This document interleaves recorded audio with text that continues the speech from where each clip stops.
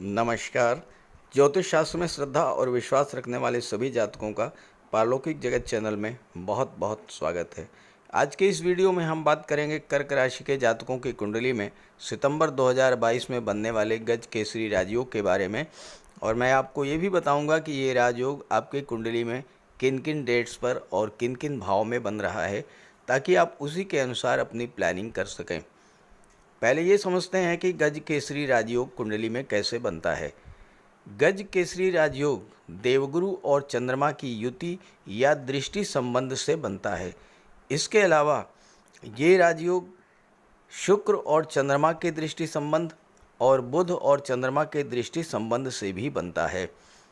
ये इतना श्रेष्ठ राजयोग है कि किसी भी जातक की जन्म कुंडली में बन जाए तो उसे धन संपदा, संतान सुख, स्त्री सुख, माता पिता भाई बहनों का सुख, मान सम्मान, यश कीर्ति, ये सब जीवन भर अनायास ही प्राप्त होता रहता है। और गोचर में ये राजयोग हर व्यक्ति की कुंडली में कुछ विशेष तिथियों पर हर महीने में बनता है, लेकिन आपको इसकी जानकारी नहीं हो पाती है, इसलिए आप इसका लाभ नहीं ले पाते हैं। ये राजयोग इतना श्रेष्ठ होता है कि इस राजयोग के दौरान किसी भी शुभ कार्य की शुरुआत की जाए, जैसे आपको कोई प्रॉपर्टी खरीदनी हो, शेयर या गोल्ड में निवेश करना हो, मकान बनवाना हो, वाहन खरीदना हो, किसी जॉब के लिए अप्लाई करना हो, किसी सरकारी योजना से लाभ लेने के लिए आवेदन करना हो, शादी ब्याह के रिश्ते तय करने हो, विदेश जाना हो, नए व्यापार व्यवसाय की शुरुआत करनी हो, यात्रा देशाटन पर जाना हो, कोई धार्मिक या मांगलिक आयोजन करना हो, या इस तरह का कोई भी शुभ कार्य, अगर आप इस राजयोग के दौरान उस कार्य की शुरुआत करते हैं तो उसमें सफलता और लाभ के प्रबल योग बनते हैं। यहाँ एक बात और, अच्छे समय का इंतज़ार करने से बेहतर है वर्तमान को ही अच्छा बना लिया जाए। साथ ही जब भी आपके जीवन में अच्छा समय आए, शुभ योग बने, तो उसका पूरा लाभ उठाया जाए। 24 घंटे में 1.5 घंटे के लिए प्रतिदिन राहु काल होता है। आप राहु काल में किसी कार्य की शुरुआत करके देखिए, आपका वो कार्य होगा ही नहीं, और अगर किसी तरह से वो कार्य पूरा हो भी गया तो उसमें इतनी बाधाएं आएंगी, इतनी परेशानियां आपको उठानी पड़ेंगी कि अंततोगत्वा आप ये सोचेंगे कि मैंने इस कार्य को अगर ना शुरू किया होता तो ज़्यादा अच्छा होता। जबकि इसके विपरीत गज केसरी राजयोग के दौरान किसी भी कार्य की शुरुआत की जाए तो वह कार्य बिना किसी विघ्न बाधा के पूर्ण होता है और उससे आपको लाभ मिलता है। तो इसी उद्देश्य को लेकर ये वीडियो अपलोड कर रहा हूँ, ताकि आपको शुभ समय की, शुभ मुहूर्त की जानकारी हो सके, आप शुभ समय पर शुभ कार्यों की शुरुआत करें और उसका पूरा लाभ उठाएं।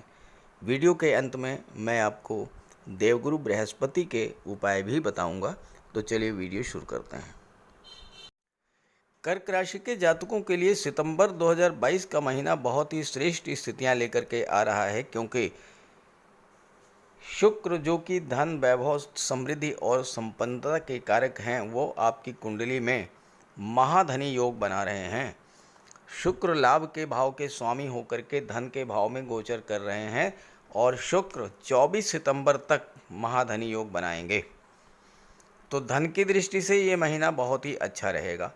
दूसरी बात, भाग्य की दृष्टि से भी ये महीना बहुत अच्छा रहेगा, क्योंकि देवगुरु जो स्वयं भाग्य के कारक हैं, भाग्य भाव में ही गोचर कर रहे हैं, तो भाग्य आपके आगे आगे चलेगा। आप जो भी कार्य शुरू करेंगे उस कार्य में आपको पूरी सफलता मिलेगी। तीसरा जो महत्वपूर्ण गोचर है वो बुध का है। बुध अपनी ही राशि में गोचर कर रहे हैं, उच्च की राशि कन्या राशि में। बुध और गुरु के बीच दृष्टि संबंध बन रहा है, जिसे ज्योतिष शास्त्र में कुशाग्र योग कहते हैं। और इस योग के बनने से आपके बौद्धिक क्षमता में वृद्धि होती है, ज्ञान बुद्धि विवेक जागृत होता है, इंटेलिजेंस पावर बढ़ती है, मेंटल पावर इस आपकी बढ़ती है, ग्रैस्पिंग पावर बढ़ती है, मेमोरी बढ़ती है, और छात्रों के लिए ये गोचर बहुत ही बेहतर है। साथ ही साथ वो जातक जो कि शासन प्रशासन या राजनीति से जुड़े हुए हैं, उनके लिए भी बहुत अच्छा है, क्योंकि सूर्य जो कि ग्रहों के राजा हैं वो अपनी ही राशि में धन के भाव में गोचर कर रहे हैं। तो ये तो हुई सितंबर की स्थिति। पूरा सितंबर का माह आपके लिए बहुत ही बेहतर है, लेकिन कुछ विशेष तिथियां हैं जिन पर आपको विशेष लाभ प्राप्त होगा। तो चलिए उसके बारे में बात कर लेते हैं। और पहली डेट है 2 सितंबर। 2 सितंबर समय है शाम 5:56। चंद्रमा का गोचर कुंडली में वृश्चिक राशि में पंचम भाव में होगा। देवगुरु की दृष्टि चंद्रमा पर पड़ेगी और गज केसरी राजयोग का निर्माण हो गया। जैसा मैंने शुरू में बताया कि ये राजयोग पंचम भाव में बन रहा है, तो छात्रों के लिए, संतान के लिए बहुत ही बेहतर है। लव रिलेशंस के लिए बहुत बेहतर है। शिक्षा प्रतियोगिता को लेकर अगर अभी तक आपके मन में अनिर्णय की स्थिति थी, तो चूँकि चंद्रमा आपका मन है, देवगुरु ज्ञान बुद्धि विवेक के कारक होते हैं, चंद्रमा पर, आपके मन पर देवगुरु की दृष्टि पड़ने से आपके ज्ञान में, बुद्धि में, विवेक में वृद्धि होगी और आप सही डिसीजन ले पाएंगे। लाइफ में क्या करना है, क्या बनना है, इसका सही फैसला आप ले पाएंगे इस राजयोग के बनने पर। ये राजयोग 2 सितंबर को 5:56 पर बन रहा है, तो इसके अगले 54 घंटों तक यानी 3 और 4 सितंबर तक आप जो भी फैसला लेंगे वो आपके हित में होगा। पढ़ाई में मन लगेगा और देवगुरु की दृष्टि बढ़ने से आपकी बौद्धिक क्षमता बढ़ेगी, मेमोरी पावर आपकी बढ़ेगी। पंचम भाव त्रिकोण का भाव है और पंचम भाव में देवगुरु अति विशिष्ट कारक होते हैं, तो उनकी दृष्टि पड़ने से आपको कैरियर को लेकर किए जा रहे प्रयासों में सफलता मिलेगी। चूँकि देवगुरु का गोचर भाग्य भाव में है, तो भाग्य भी इस समय आपका पूरा साथ देगा। और देवगुरु न केवल भाग्य भाव के स्वामी हैं, बल्कि छठे भाव के भी स्वामी हैं। यहाँ से कंपटीशंस का विचार किया जाता है, तो प्रतियोगी परीक्षाओं में भी सफलता मिलेगी। खास करके उन जातकों को जो कि IAS IPS सिविल सर्विसेज में तैयारी कर रहे हैं, कॉम्पिटिटिव एग्ज़ाम्स की तैयारी कर रहे हैं, उनके लिए बहुत ही बेहतर है।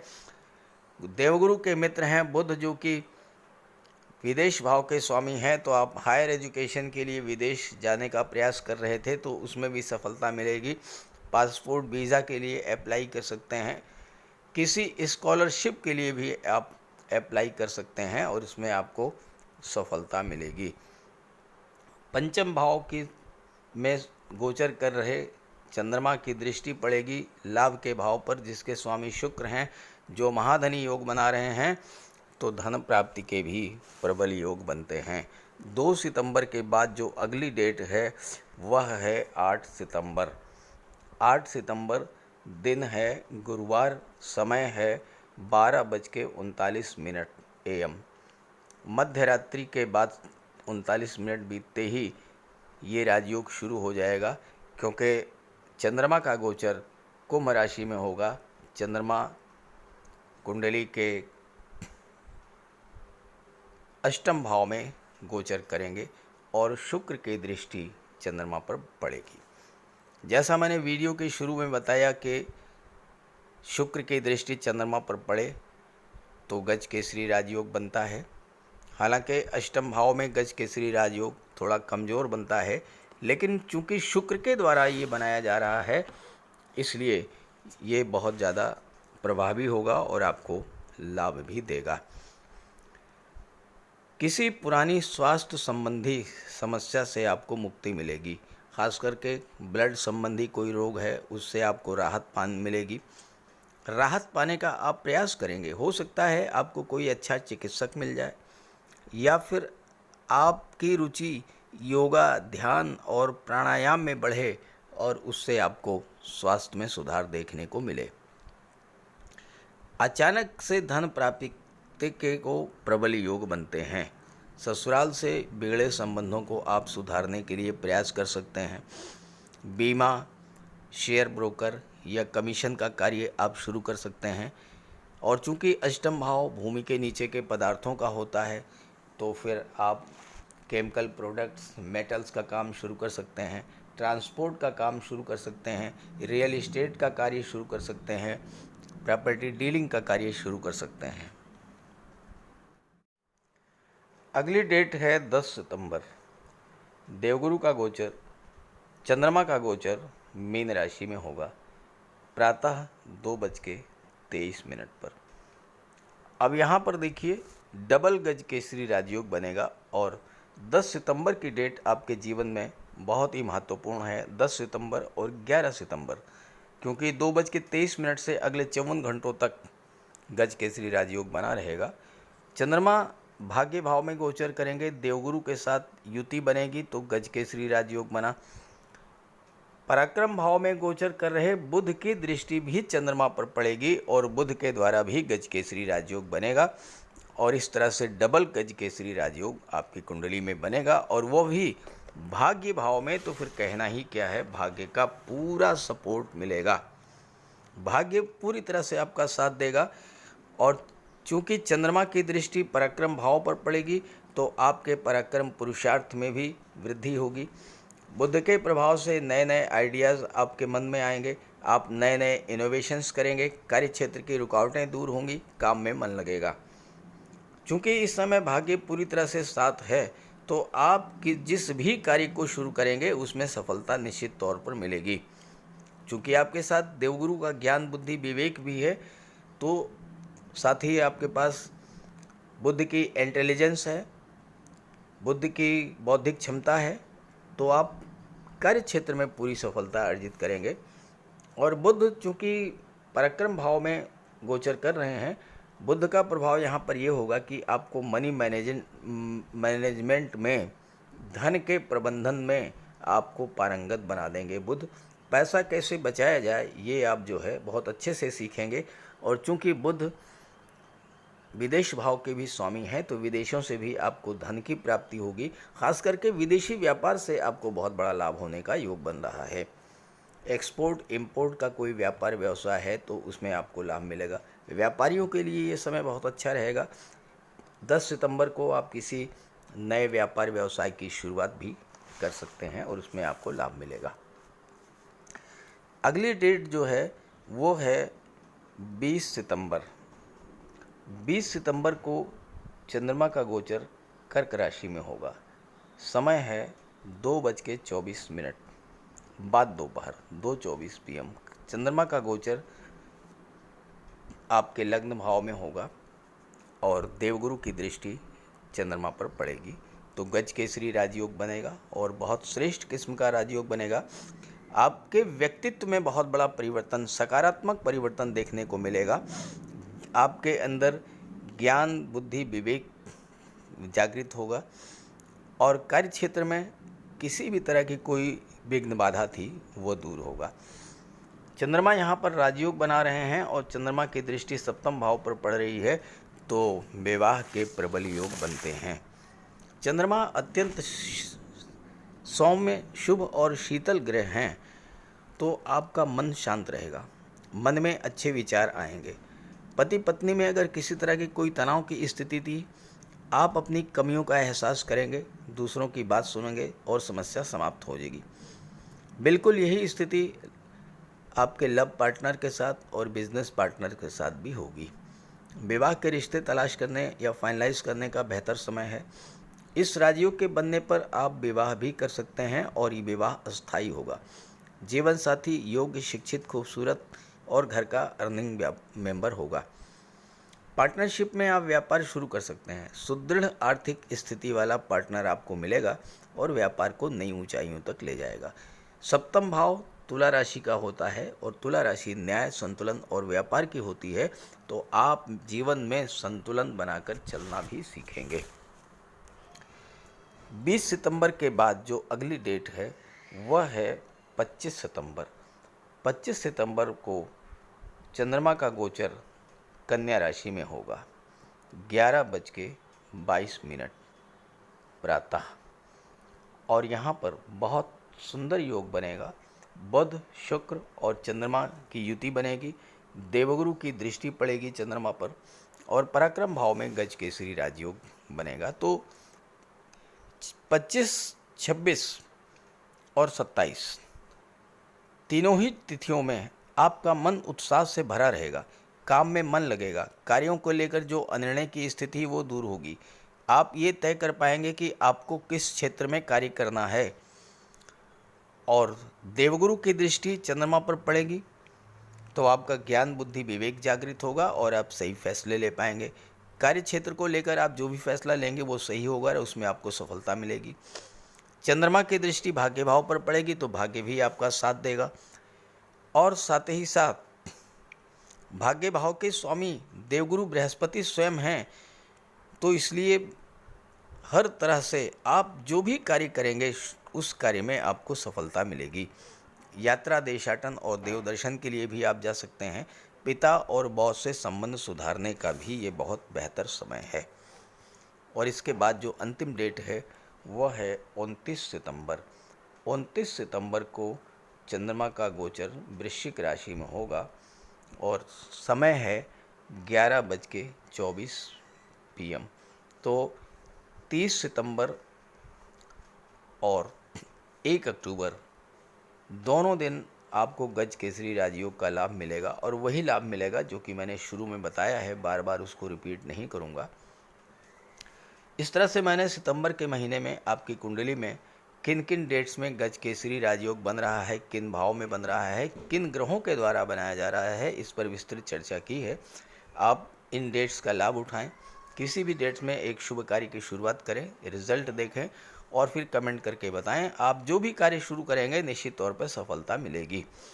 और अधिक लाभ लें तो इसके लिए आप देवगुरु का उपाय करें। तो चलिए बात करते हैं देवगुरु के उपायों पर। कुंडली में देवगुरु बृहस्पति का बहुत ही महत्वपूर्ण स्थान है, क्योंकि देवगुरु कुंडली के पंचम और नवम भाव के कारक होते हैं। पंचम भाव से संतान का विचार किया जाता है, शिक्षा का विचार किया जाता है और नवम भाव से भाग्य का विचार किया जाता है। गुरु ग्रह भाग्य के लिए जिम्मेदार माने जाते हैं और किसी भी कार्य की सफलता के लिए देवगुरु का मजबूत होना बहुत ज़रूरी है। जब कुंडली में देवगुरु मजबूत होते हैं तो भाग्य का साथ मिलता है, जिस काम में हाथ डालते हैं वो सफल होता है, विवाह समय से होता है, शिक्षा अच्छी मिलती है, गुरु की कृपा रहती है, धन की प्राप्ति होती है। तो देवगुरु के लिए कुछ उपाय बताने जा रहा हूँ, उपाय ज़रूर कीजिएगा। अगर आपकी जन्म कुंडली में गुरु कमज़ोर स्थिति में है तो आपको गुरुवार का व्रत करना चाहिए। स्नान करते समय जल में आधा चम्मच हल्दी डालकर स्नान करें। स्नान के बाद पीले रंग के वस्त्र धारण करें और साथ ही साथ केसर या हल्दी का तिलक लगाएं। और गुरुवार के दिन भगवान विष्णु की उपासना करें। घर में केले का एक वृक्ष लगा लें, उसकी पूजा करें, उसकी सेवा करें। भोजन में चने के बेसन, चीनी और घी से बने लड्डू का सेवन करें और अपनी क्षमता के अनुसार पीले वस्त्र, हल्दी, शहद, धार्मिक पुस्तकें, इन सब का दान कर सकते हैं। अगर गुरु ग्रह कमज़ोर है तो पुखराज धारण करें, लेकिन इसके लिए किसी योग्य ज्योतिषी की सलाह ले लें। माता पिता, गुरु और बुज़ुर्गों का सम्मान करें, उनकी देखभाल करें और उनका आशीर्वाद प्राप्त करें। साफ सफाई रखें, गुरु की सेवा करें और दही और चावल गरीबों को खिलाएं। किसी गरीब को, किसी दिव्यांग व्यक्ति को भोजन कराएं। किसी वृद्धाश्रम में जाकर के वृद्धों के साथ कुछ समय बिताएं, उनकी समस्याओं को जानें समझें। कोई ज़रूरी नहीं है कि आप धन से ही सहायता करें, तन और मन से भी आप मदद कर सकते हैं दूसरों की, और ऐसा करने से देवगुरु अत्यंत प्रसन्न होते हैं। और जब देवगुरु बलवान होंगे तो आपको पूरा लाभ मिलेंगे। तो ये उपाय करके देखिएगा, लाभ होगा। कमेंट करके बताइएगा ताकि आपके साथियों को भी इसका लाभ मिल सके। नमस्कार।